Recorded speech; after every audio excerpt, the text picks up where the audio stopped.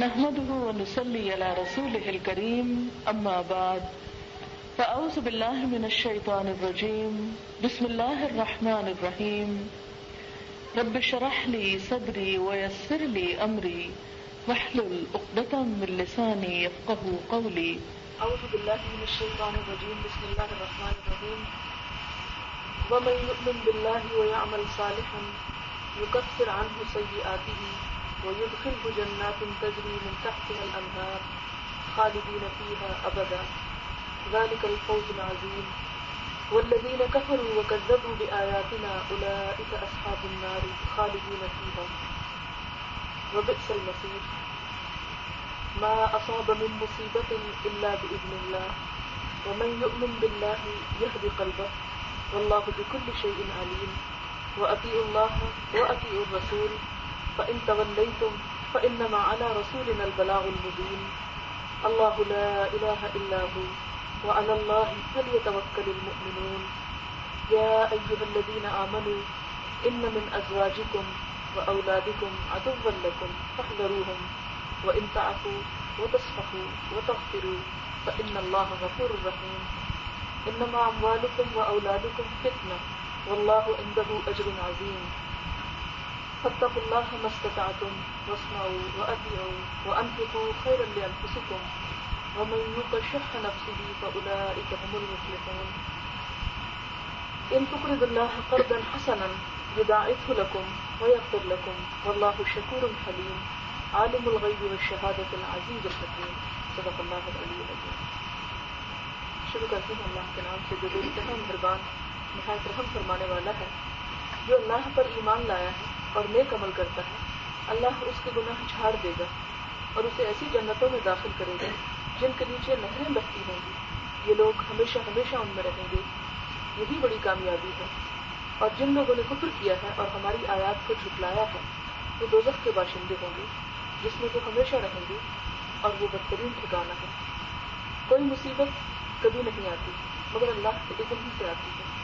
جو شخص اللہ پر ایمان رکھتا ہے اللہ اس کے دل کو ہدایت بخشتا ہے اور اللہ کو ہر چیز کا علم ہے.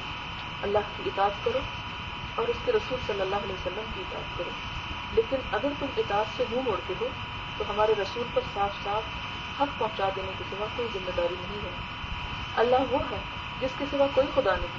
لہذا ایمان لانے والوں کو اللہ ہی پر بھروسہ رکھنا چاہیے. اے لوگوں جو ایمان لائے ہو تمہاری بیویوں اور تمہاری اولاد میں سے بعض تمہارے دشمن ہیں ان سے ہوشیار رہو اور اگر تم عفو درگزر سے کام لو اور معاف کر دو تو اللہ غفور الرحیم ہے. تمہارے مال اور تمہاری اولاد کو ایک آزمائش ہے اور اللہ ہی ہے جس کے پاس بڑا اجر ہے. لہذا جہاں تک تمہارے بس میں ہو اللہ سے ڈرتے رہو اور سنو اور اطاعت کرو اور اپنے مال خرچ کرو. یہ تمہارے ہی لیے بہتر ہے.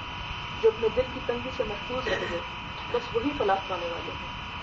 اگر تم اللہ کو قرض حسن دو تو وہ تمہیں کئی گنا بڑھا کر دے گا اور تمہارے قصوروں سے درگزر فرمائے گا.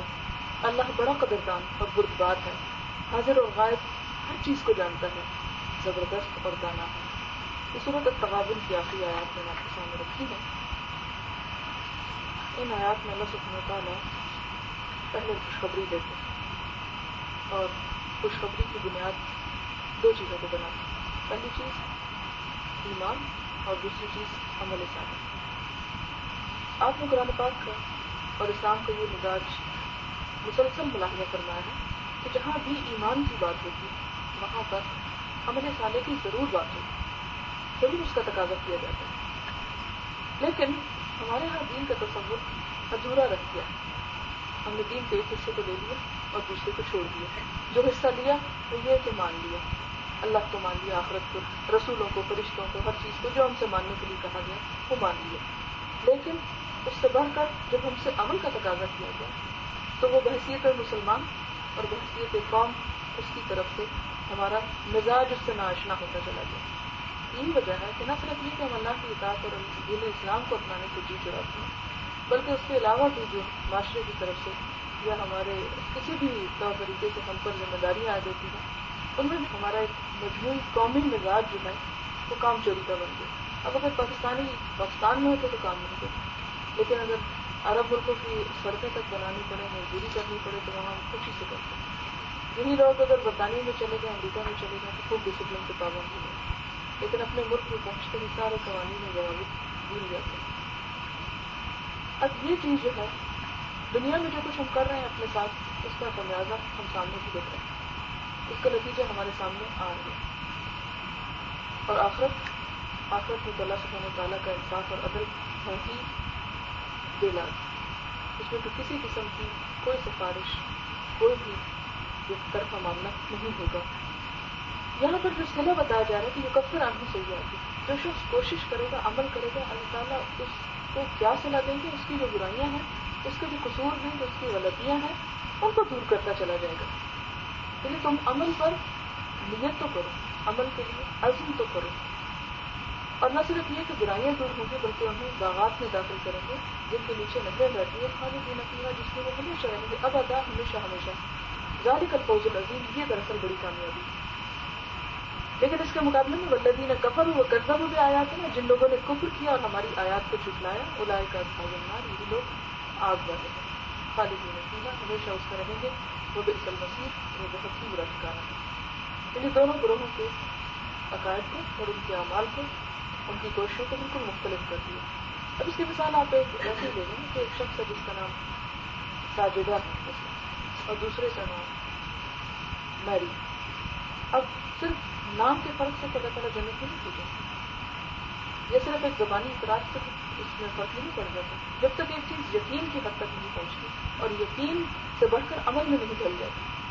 اس کی مثال ایسی کہ ساجدہ بھی جھوٹ بولتی ہے اور میری بھی بولتی ہے، وہ بھی نماز نہیں پڑھتی، وہ بھی نہیں پڑھتی، وہ بھی حرام کرتی، وہ بھی حرام کرتی. سارے کام دونوں کے ایک جیسے ہیں، حتیٰ کہ اب تو ظاہری شکلیں بھی وہی بننے لگ گئی، تو اس سے نتیجہ پھر مختلف کیسے ہو سکتا ہے؟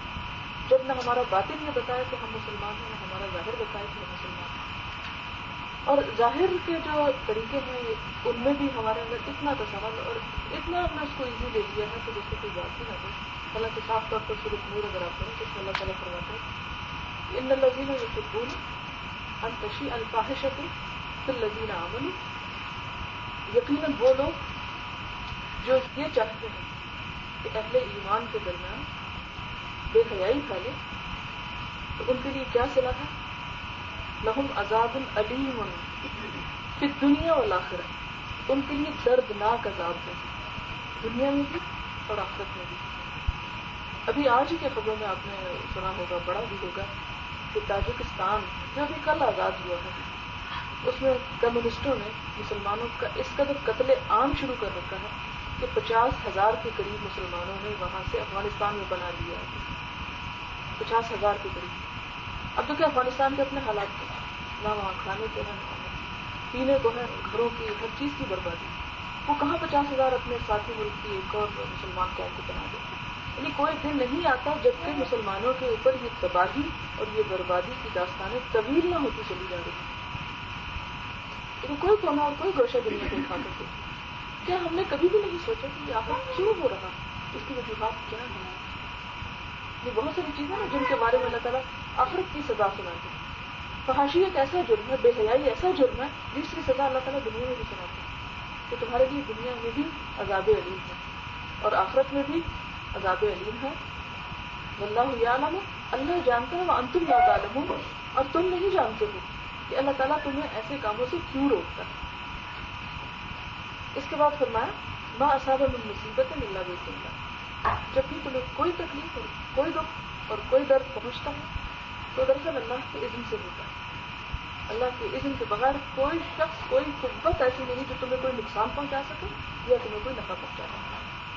اور یہ ایک ایسا عقیدہ ہے اور ایک ایسا یقین ہے جو اگر کسی شخص کے اندر راسخ ہو جاتا ہے تو پھر وہ دنیا بھر سے ٹکر دینے کو تیار ہو جاتا ہے. یہ ایک مسلمان کے دل کے اندر انکریجمنٹ پیدا کرتا ہے، اس کے دل کے اندر ایک ہمت پیدا کرتا ہے، حوصلہ پیدا کرتا ہے کہ سارے فوائد اور سارے نقصانات کا مالک وہ رب، وہ ذات. پھر اس کے لیے دنیا میں چھوٹی چھوٹی چیزوں سے، چھوٹے چھوٹے فائدوں سے دستبردار ہونا بہت آسان ہو جاتا ہے. لیکن اس کے برعکس اگر انسان اپنے ہی جیسے انسانوں کو فائدے اور نقصان کا مالک سمجھتا ہے اور اس ایمان اور یقین میں کمزوری پائی جاتی ہے تو اس صورت میں انسان کوئی بھی جرأت مندانہ قدم اٹھا نہیں سکتا، اپنی زندگی کے بارے میں کوئی فیصلہ نہیں کر پاتا کہ مجھے کیا اختیار کرنا اور کیا چھوڑنا.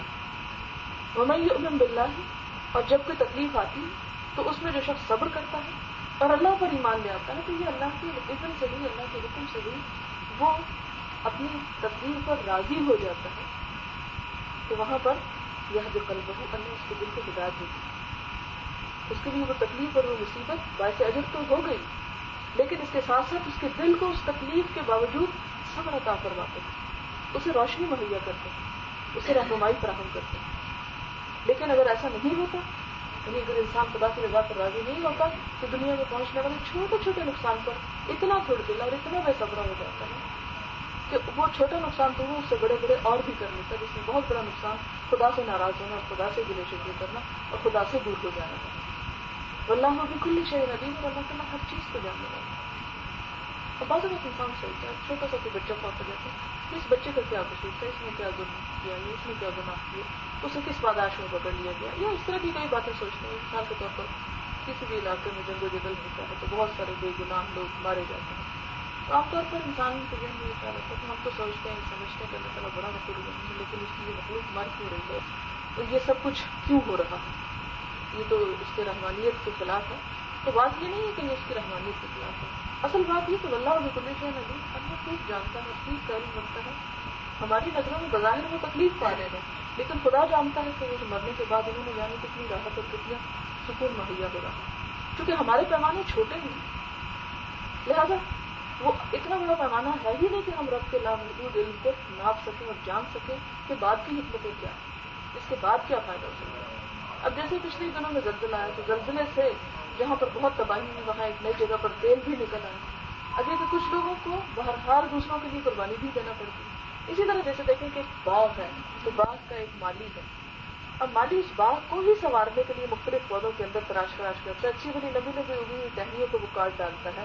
جیسے ایک باڑ ہوتی ہے اس کی خوبصورتی کو قائم رکھنے کے لیے کتنے ہی تر و تازہ اور کھلے ہوئے پتے جو ہیں اس کو کاٹ ڈالنے پڑتے ہیں. اسی طرح یہ اللہ ہی کی حکمتیں ہیں کہ وہ ان چیزوں کے ساتھ کیا سلوک کرتا ہے. لہذا کبھی بھی کسی غم پر، کسی نقصان پر، کسی تکلیف پر اور کسی بھی پریشانی پر انسان کو اللہ سے ناراض نہیں ہونا چاہیے، بلکہ اس کے برعکس اس کی رضا پر راضی ہونا ہی سیکھنا چاہیے. وَأَطِيعُوا اللَّهَ وَأَطِيعُوا الرَّسُولَ، اور اس کے ساتھ ساتھ کیا کرو، اللہ اور اس کے رسول کی بات مانتے چلے جاؤ، اطاعت کا جذبہ اپنے اندر پیدا کرو. اب ہمارے یہاں دیکھیں کہ ہم اکثر لوگ ہیں جو عام طور پر شکرانے کے نفل نہیں پڑھتے یا عام طور پر نوافل نہیں پڑھتے، لیکن یہ شرطیں ضرور باندھتے رہتے ہیں، اللہ یہ کام ہو جائے تو اتنے نفل پڑھوں گا، وہ کام ہو جائے تو اتنے نفل پڑھوں گا. اسی لیے حضور صلی اللہ علیہ وسلم فرمانے کہ ایسی جو نظر ماننی ہوتی ہے، یعنی وہ نیکی جو کسی غرض سے کی جاتی ہے، اس کے بارے میں فرمایا کہ یہ دراصل ایک بخیل سے کچھ نکلوانے والی بات ہے، ورنہ اللہ کی قضا جو ہے وہ اس سے تو نہیں بدلتی. لیکن وہ لوگ جو ویسے نہیں کرتے وہ اس طرح کر لیتے ہیں. تو ہمیں کیا کرنا چاہیے؟ اطیع اللہ و اطیع رسول، اللہ کی اطاعت کرتے چلے جانا چاہیے بغیر کسی شرط کے اور بغیر کسی فائدے کی امید لگائے. کچھ آوازیں ایسی ہوتی ہیں جو آسمان پر اجنبی ہوتی ہیں، یعنی فرشتے آپس میں ایک دوسرے سے کہتے ہیں یہ آواز پہلی دفعہ سنی جا رہی ہے، یہ دعا پہلی دفعہ یعنی اوپر کو آ رہی ہے. یہ اس سے مانوس نہیں ہوتے کہ وہ بندہ عام طور پر خدا کو یاد نہیں کرتا، لیکن جب کوئی مشکل پیش آتی ہے یا جب کوئی ضرورت پیش آتی ہے تو صرف اس وقت میں خدا کے پاس آتا ہے. تو یہ طریقہ کار جو ہے یہ نہیں ہونا چاہیے. ایک مسلمان جو ہے اس کی زندگی کا ایک طریقہ اور طرز عمل کیا ہے کہ رب نے جو کچھ اس کو دے رکھا ہے ان احسانات کو مد نظر رکھتے ہوئے دل میں شکر کے جذبات پیدا کرتے ہوئے وہ خوشی کے ساتھ رب کی طرف بڑھتا چلا جاتا ہے، کرتا چلا جاتا ہے. اور اسی لیے حضور صلی اللہ علیہ وسلم نے فرمایا کہ مومن کا معاملہ بھی بڑا ہی عجیب ہے. جب اس پر خوشحالی کا دور آتا ہے تو بھی وہ رب کو شکر ادا کرتا ہے، اور جب اس پر بدحالی آتی ہے، کوئی تکلیف آتی ہے تو پھر بھی وہ صبر کرتا ہے، اس طرح وہ دوہرا اجر پاتا ہے.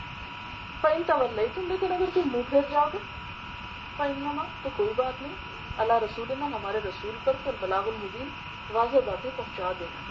اس کا ذمہ یہ نہیں کہ ضرور تم سے کروا کے ہی دم لے.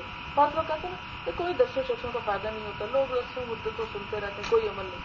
یہ بات کہنا بھی انتہائی مایوسی کی ہے اور انتہائی غلط ہے، اس لحاظ سے کہ اللہ تعالیٰ نے کہیں یہ نہیں فرمایا کہ اگر لوگ کچھ نہ کریں تو تم یہ کام بھی چھوڑ دو یا اس کے لیے کوئی کوشش نہ کرو. ہاں نہ کریں، ہمارے اوپر تو جو ذمہ داری عائد ہوتی ہے وہ ہمیں ادا کرنی ہے. اس لیے حضور صلی اللہ علیہ وسلم کو کہیں نہیں کہا کہ اے نبی آج کے بعد آپ یہ سارا سلسلہ چھوڑ دیں، اس لیے یہ لوگ مان کے دینے والے نہیں. حضرت نوح علیہ السلام نے 950 سال تک اپنا مشن جاری رکھا، اس دن تک جب اللہ تعالیٰ نے فرمایا کہ نوح بس اب ختم، اب تم سوار ہو جاؤ کشتی میں اور باقی سب غرق کرتا ہوں. اسی طرح آپ دیکھتے ہیں کہ حضرت یونس علیہ السلام صرف رب کا حکم آنے سے پہلے اپنا مشن چھوڑ کے چل پڑے تو اللہ تعالیٰ ناراض ہو گئے اور مچھلی کے پیٹ میں جا کے پکارا، احساس ہوا کہ میں نے غلطی کی، مجھے ابھی نکلنا نہیں چاہیے. لہٰذا حضرت یونس علیہ السلام کی قوم سے وہ عذاب ٹال دیا گیا اور ایک عرصے تک انہیں پھر مہلت دی گئی اور وہ دنیا میں رہے. پھر فرمایا کہ اللہ لا الہ الا ہو، وہ رب کون ہے جس کی تم اطاعت کرتے، جس کی تم عبادت کرتے، وہ صرف ایک الہ ہے. وعلی اللہ فلیتوکل المؤمنون، مومنوں کو تو اس اللہ پر جو ایک ہے جس کے مقابل کوئی نہیں توکل کرنا چاہیے. آپ دیکھیں کہ بہت ساری گیلیکسیز ہیں نا آسمان میں، گیلیکسی سیاروں کا مجموعہ. جس گیلیکسی میں زمین پائی جاتی ہے تو زمین کی طرح کے 60 کروڑ سیارے پائے جاتے ہیں صرف ایک گیلیکسی کے اندر زمین کی طرح. یہ ابھی تو انسانوں کے محدود علم کی بنیاد پر ہے. کیا ہے وہ رب جس کی تخلیق اس کو کوئی سر پیر بھی نہیں ملتا کہ وہ شروع کہاں سے ہوتی ہے انتہا اس کی طرح ان گنت ہے. وہ اتنا عظیم رب، وہ اتنی بڑی ہستی، اگر ہم اس کی اطاعت نہیں کریں گے تو اس کو کچھ نہیں بگڑتا. یعنی اپنی زمین میں ہم دیکھیں نا، ہم کتنے لوگ، کوئی 20-50 لوگ جانتے ہیں کہ یعنی کیا حیثیت ہے ہماری، یا ہم کتنے لوگوں کو جانتے ہیں. کتنی مخلوق ایسی ہے جو نہ وہ ہمیں جانتے نہ ہم ان کو جانتے، لیکن خدا ہم سب کو جانتے. ایسا وسیع علم رکھنے والے رب سے ہم کیا معاملہ کرتے ہیں؟ اگر ہم کوئی شکر کے جذبات ادا کرتے ہیں، ہم کوئی نیکی کرتے ہیں تو اللہ تعالیٰ فرماتے ہیں بندوں کو تمہاری اپنے ہی لیے ہے، اس کا مجھے کوئی فائدہ نہیں. آگے ایک بہت اہم نقطے کی طرف اللہ تعالیٰ نے توجہ دے رہے ہیں، یا ایھا الذین آمنوا، اے لوگوں جو ایمان لے آئے ہو، ان من ازواجکم و اولادکم، تمہارے بیویوں اور بچوں میں سے تمہارے دشمن بھی. دشمن وہ کب ہو جاتے ہیں؟ جب وہ تمہیں نیکی کے کاموں سے روکتے ہیں. اب ہوا یہ کہ ابتدائے اسلام میں گھر گھر میں یہ فساد پھیل گیا. فساد کیا کہ اگر ماں باپ مسلمان ہو گئے ہیں تو اولاد نہیں، اور اگر اولاد ہوگی تو ماں باپ نہیں. دوسری ہجرت حبشہ جب ہوتی ہے اس میں 83 مرد اور شاید 18 عورتیں تھیں ہجرت کر کے ایتھوپیا کی طرف، حبشہ کی طرف جاتے ہیں. اس ہجرت میں آپ دیکھیں مکہ کے ہر گھر کا کوئی نہ کوئی فرد نکل گیا. اب یعنی تصور کریں کہ اگر ہمارے گھر میں سے کوئی بندہ ایک نسل کے کسی اور دین میں کہیں اور شامل ہو جاتا ہے، چل پڑتا ہے تو کیا مت برپا ہو جاتی ہے. اب اسی میں مصعب بن عمیر کا واقعہ. مصعب بن عمیر مدینہ کے انتہائی خوبصورت جوانوں میں سے، اور ان کی شکل حضور صلی اللہ علیہ وسلم سے ملتی تھی. آپ کو یاد ہوگا کہ جنگ احد میں جب وہ شہید ہو گئے تو لوگوں نے یہ خبر پھیلا دی کہ حضور صلی اللہ علیہ وسلم نے شہید ہوئی، کیونکہ ان کی شکل بہت مشابہت تھی حضور صلی اللہ علیہ وسلم. اور خود حضور صلی اللہ علیہ وسلم نے فرمایا کہ مصعب سے خوبصورت کسی کے بال نہیں، اور انتہائی نفیس لباس پہنا کرتے تھے. ان کے والد نے تمام تاجروں سے کہہ رکھا تھا کہ جب کوئی نیا کپڑا آئے تو سب سے پہلے وہ ہمیں دکھانا چاہیے، یعنی وہ خریدتے تھے. سب سے بہترین خوشبو لگا تھا، انتہائی امیر گھرانے کے تھے، چھپے سے اسلام قبول کر لی. اب یہ کہ گھر والوں کو پتہ نہیں چلا تو انہوں نے بھی نہیں بتایا کہ بدمزگی ہوگی، چھپ چھپ کے عبادت کیا کرتے تھے. ایک مرتبہ عثمان بن طلحہ نے دیکھ لیا کہ وہ عبادت کر رہے ہیں اور یہ تو صابی ہو گئے. صابی کا مطلب سنتے ہیں بے دین ہو گئے، بہک گئے. والدہ کو جب پتہ چلا تو ان کا تو غصے اور غضب سے برا حال. وہ بیٹا جس کے لیے انتہائی قیمتی لباس خریدا جاتا تھا اس کو کس سے نکال دیا کہ جاؤ تمہارا آپ سے کوئی تعلق نہیں، تم ہمارے بیٹے ہم تمہارے والدہ ہیں. یہی پھر ہجرت حبشہ کر کے چلے جاتے ہیں، اور حبشہ میں ایتھوپیا میں آپ کو پتہ سب کالے لوگ رہتے ہیں اور ان کی آب و ہوا کی وجہ سے کالے رہتے ہیں. کافی عرصہ وہاں پر رہتے ان کی شکل بھی بدل گئی. وہ جو اتنا حسین نوجوان تھا اس کی ہڈیاں نکل آئیں اور بہت ہی برا حال ہو گیا. واپس آئے تو جب ماں نے یہ حال دیکھا تو پھر ماں کا دل آ کر ماں کو ہوتا تو سوچ گیا. بیٹے کو پھر گھر میں بنا دی تو بیٹے نے پھر کہا کہ ماں تم مسلمان ہو سکتی، تو ماں نے پھر صاف انکار کر دیا. مدینہ میں جو لوگ چند مسلمان ہوئے تو انہوں نے ریکویسٹ کی کہ آپ ہمارے پاس ایک استاد بھیجیں جو ہمیں دین کے بارے میں سکھایا کریں. تو حضور صلی اللہ علیہ وسلم نے سب سے پہلے مبلغ حضرت مصعب بن عمیر کو وہاں پر بھیجا. اور یہ مصعب بن عمیر ہی ہے جن کی قبر حضرت حمزہ کے ساتھ ہے. یعنی ہم میں سے ہر شخص جو مدینہ جاتا ہے وہ میدان احد میں قبریں دیکھتے ہیں، وہ جو نشانات ہیں اس میں حضرت حمزہ کا تو پتہ چلتا ہے سب کو، لیکن اس کے ساتھ والی قبر جو ہے بالکل وہ حضرت مصعب بن عمیر کی ہے. یعنی وہ بھی شہید ہے، وہ شہیدوں کا قبرستان ہے.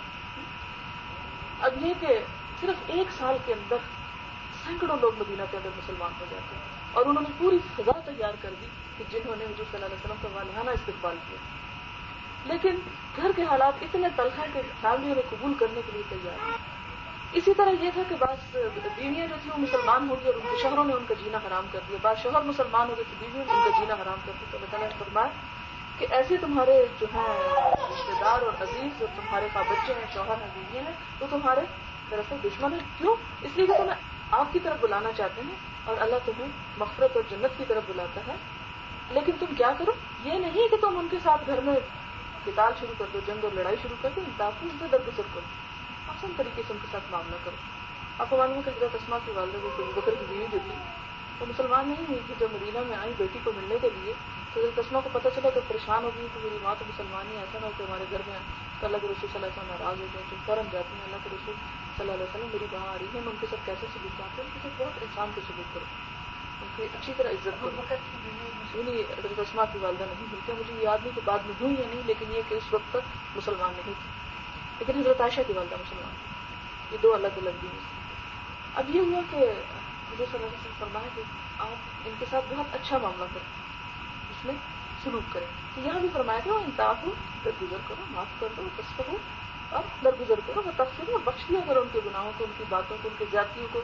ظاہر ہے کہ وہ گالی گلوچ پہ بھی آتے ہوں گے، مار پٹائی پہ بھی آتے ہوں گے، اور بھی تکلیفیں دیتے ہوں گے، ٹارچر دیتے ہوں گے. فرمایا کہ ایک مومن کی یہ شان نہیں کہ کوئی اس کے ساتھ زیادتی کرے تو وہ جواب میں اس کے ساتھ اسی طرح اگر کسی نہ کان کے کھڑا ہو جائے. نہیں، درگزر کرو، یہ اختیار کرو. ہاں وہ تمہیں جہنم کی طرف بلاتے ہیں، ہاں وہ تمہیں کفر کی طرف بلاتے ہیں، فإن اللہ غفور رحیم، اللہ تعالیٰ خود بھی بہت غفور رحیم ہے، بخشنے والا مہربان ہے.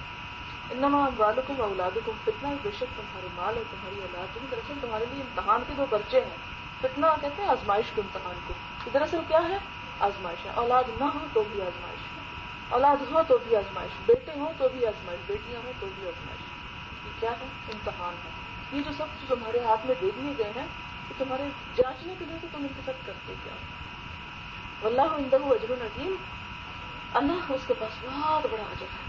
اب یہ جو دشمنی والی بات ہے نا، ایک حدیث ہے جس میں حضور صلی اللہ علیہ وسلم نے فرمایا کہ قیامت کے دن ایک شخص کو لایا جائے گا اور کہا جائے گا کہ اس کے بال بچے اس کی ساری نیکیاں کھا گئے، یعنی ان کی وجہ سے وہ حرام کام کیا جاتا ہے، یا یہ کہ ان کی وجہ سے وہ مثال کے اوپر تجارت میں جھوٹ، فراڈ، دھوکہ، ملاوٹ، یہ جو سب ہمارے معاشرے کے اندر ہو رہا ہے کس کے لیے ہو رہا ہے؟ ظاہر ایک مرد کو اپنی ذات کے لیے تو نہیں اتنا کچھ چاہیے ہوتا، اس کی اولاد اور اس کی دنیا کا تقاضے ہی ہے.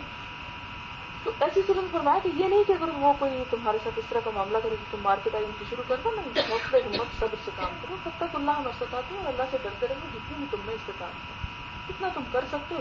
کیونکہ ہر انسان کا حساب مختلف ہے.